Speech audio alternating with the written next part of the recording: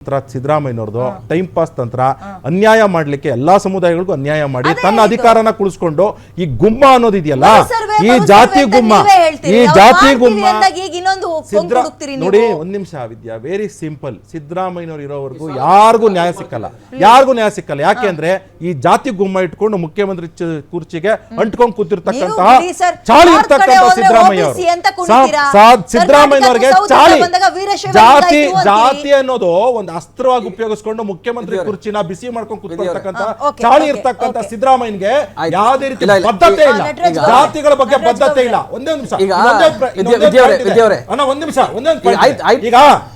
ದಲಿತರಲ್ಲಿ ಅತ್ಯಂತ ಹಿಂದುಳಿದವರು ಅಲೆಮಾರಿ ಜನಾಂಗ 4 ಲಕ್ಷ ಇದ್ದಾರೆ ಕರ್ನಾಟಕದಲ್ಲಿ, 4 ಇಂದ 5 ಲಕ್ಷ ಇದ್ದಾರೆ. ಆ 4 ಇಂದ 5 ಲಕ್ಷ ಇರೋರಿಗೆ ನೀವು ಇವತ್ತವರೆಗೂ ಸಹ ನ್ಯಾಯ ಕೊಡ್ತಕ್ಕಂತ ಕೆಲಸ ಮಾಡಿಲ್ಲ. 33.5 ವರ್ಷದ ಅಧಿಕಾರ ತಮ್ದು. 33.5 ವರ್ಷದ ಅಧಿಕಾರ ಯಾರಿಗೂ ಸಿಕ್ಕಿಲ್ಲ. ಇಷ್ಟು ಅಧಿಕಾರ ಯಾರಿಗೂ ಸಿಕ್ಕಿಲ್ಲ. ಇಷ್ಟು ಅಧಿಕಾರ. ನಟರಾಜ್ ಗೌಡ್ರೆ ಒಂದ್ ಸೆಕೆಂಡ್. ಅಹಿಂದ ಮುಖಂಡ ಆನೇಕಲ್ ದೊಡ್ಡಯ್ಯವ್ರು ನಮ್ಮ ಜೊತೆ ಲೈವ್ ಜಾಯ್ನ್ ಆಗ್ತಿದ್ದಾರೆ. ಅವ್ರನ್ನ ವೆಲ್ಕಮ್ ಮಾಡ್ಕೊಬಿಡ್ತೀನಿ. ದೊಡ್ಡಯ್ಯವ್ರೆ ನಮಸ್ತೆ. ನನ್ನ ಧ್ವನಿ ಕೇಳಿಸ್ತಾ ಇದೆ ನಿಮ್ಗೆ ಅನ್ಕೊಳ್ತೀನಿ. ಈ ಮರು ಸರ್ವೆ ಬಗ್ಗೆ ನಿಮ್ಮ ಅಭಿಪ್ರಾಯ ಸರ್? ಅಲ್ಲ, ಈಗ ನಿಮ್ ಚಾನಲ್ ಅಲ್ಲೇ ನಾವು ಅನೇಕ ಬಾರಿ ವಿಚಾರವಾಗಿ ಚರ್ಚೆ ಮಾಡಿದ್ವಿ. ಕಾಂತರಾಜ್ ವರದಿ ಅಥವಾ ಜಯಪ್ರಕಾಶ್ ಶೆಟ್ಟಿ ಅವರ ವರದಿ ಇರ್ಬೋದು, ಇದನ್ನ ಸ್ವೀಕಾರ ಮಾಡೋದಿನಿಂದನೂ ನಮ್ದು ಒಂದೇ ಒತ್ತಾಯ ಇರ್ತಕ್ಕಂಥದ್ದು, ಇದನ್ನ ಅನುಷ್ಠಾನಗೊಳಿಸಿ ಅಂತೇಳಿ ನಾವು ಅನೇಕ ಬಾರಿ ಇದನ್ನ ಒತ್ತಾಯ ಮಾಡಿದ್ವಿ ಕೂಡ. ಆದ್ರೆ ದುರಂತ ಈ ರಾಜ್ಯದ ಬಹುಸಂಖ್ಯಾತ ಜಾತಿ ಮನಸ್ಥಿತಿಗಳಿಂದ ಈ ವರದಿಗೆ ಬ್ರೇಕ್ ಬಿದ್ದಿರ್ತಕ್ಕಂಥದ್ದು ನಮ್ಗೆಲ್ಲ ಗೊತ್ತಿರ್ತಕ್ಕಂಥ ವಿಚಾರ. ಆದ್ರೆ ತಪ್ಪಭಿಪ್ರಾಯಗಳನ್ನ ಮಾತಾಡಬೇಡಿ. ಯಾಕೆಂದ್ರೆ ಸವಿತಾ ಸಮಾಜಕ್ಕಾಗಿ ಮಡಿವಾಳ ಸಮಾಜಕ್ಕಾಗಿ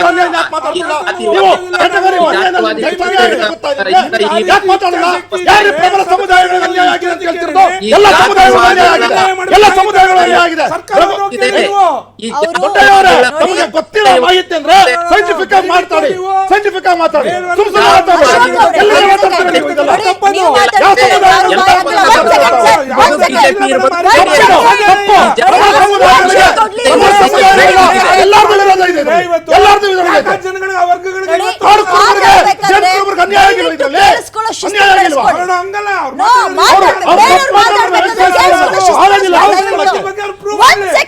ಅವ್ರ ರಿಯಾಕ್ಷನ್ ಕೊಟ್ಬಿಡಿ. ನೀವು ಮಾತಾಡ್ಬೇಕಾದ್ರೆ ಅವರೆಲ್ಲ ಸುಮ್ಮನೆ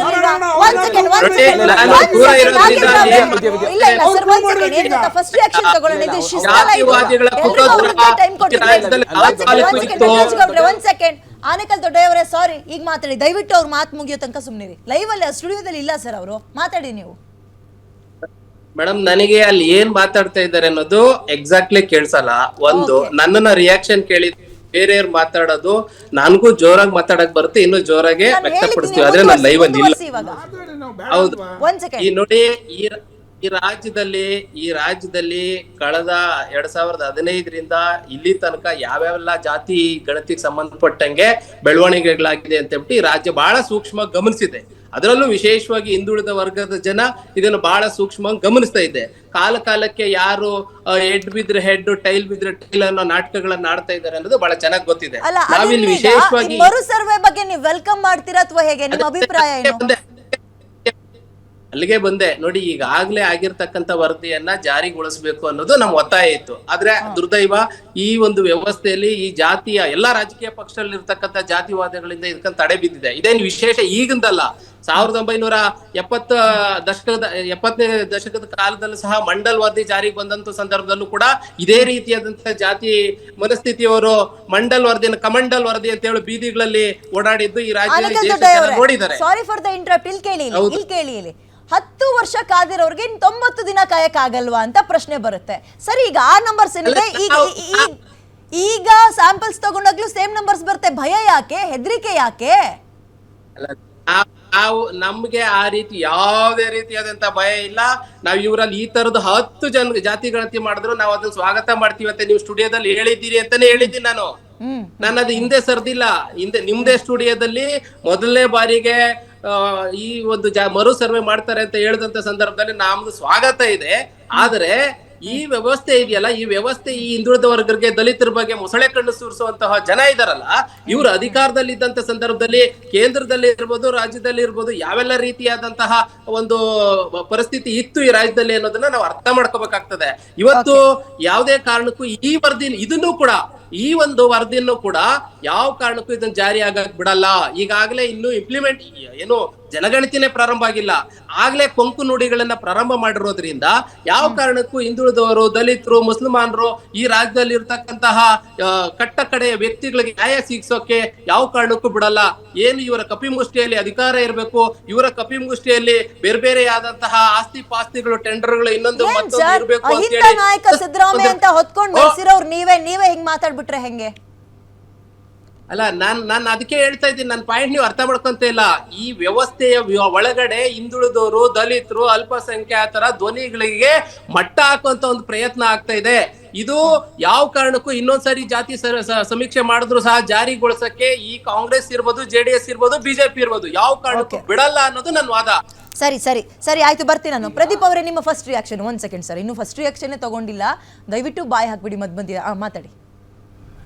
ಇವತ್ತು ರಾಜ್ಯ ಸರ್ಕಾರ ನಿರ್ಣಯ ತೆಗೆದುಕೊಂಡಿದ್ದು ನಾವು ಸ್ವಾಗತ ಮಾಡ್ತೀವಿ. ಆದರೆ ನಿನ್ನೆ ನಡೆದ ದಾವಣಗೆರೆ ಸಮಾವೇಶದಲ್ಲಿ ನಮ್ಮ ಎಲ್ಲ ಮಠಾಧೀಶರು ಜಗದ್ರಿಗೂ ಏನು ಹೇಳಿದ್ದಾರೆ ಅಂದರೆ, ಕೇಂದ್ರ ಸರ್ಕಾರಕ್ಕೆ ಸಂಸದರ ನಿಯೋಗ ಕಳಿಸ್ತೀವಿ, ಕೇಂದ್ರ ಸರ್ಕಾರದಿಂದ ಅಲ್ಲಿ ಜಾತಿ ಗಣತಿ ಯಾವ ಥರ ಆಗಬೇಕು, ನಮ್ಮ ಕಾಲಮ್ ಯಾವ ಥರ ಇರಬೇಕು ಅನ್ನೋ ತಿಳಿಸ್ತೀವಿ ಪ್ರಧಾನಮಂತ್ರಿ ಅವರಿಗೆ ಅನ್ನೋ ಮಾತನ್ನ ನಾವು ನಿನ್ನೆ ಹೇಳಿದ್ವಿ. ರಾಜ್ಯದ ಮೇಲೆ ನಂಬಿಕೆ ಇಲ್ವಾ ಸರ್? ಯಾಕೆ ನಾ ಕಂಪ್ಲೀಟ್ ಮಾಡ್ತೀನಿ ಇದನ್ನ. ಏನಾಗಿದೆ ಅಂದರೆ, ರಾಜ್ಯ ಸರ್ಕಾರ ಮಾಡುವಂಥ ವಿಧಾನಗಳ ಮೇಲೆ ನಮಗೆ ಅಪನಂಬಿಕೆ ಹುಟ್ಟಿದೆ. ಇಲ್ಲಿ ಏನಾಗ್ತಾ ಇದೆ ಅಂದರೆ, ಎಲ್ಲೋ ಒಂದು ಭಾಗ ವೀರಶೈವ ಲಿಂಗಾಯತ ಸಮುದಾಯನ ತುಳಿಯುವಂಥ ಮುಖ್ಯ ಪಾತ್ರವನ್ನು ವಹಿಸ್ತಾ ಇದ್ದಾರೆ.